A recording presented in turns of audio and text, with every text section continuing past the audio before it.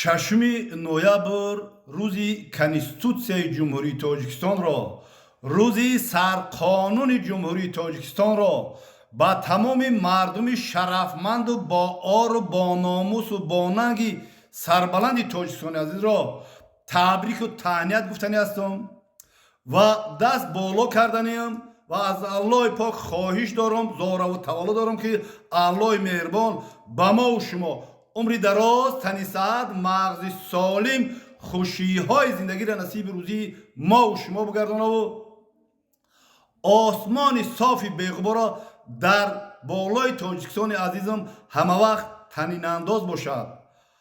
аллоҳу акбар. рӯзи конститутсияи ҷумҳурии тоҷикистон ба мову шумо муборак шавад. салому алайкум ва раҳматуллоҳи ва баракот.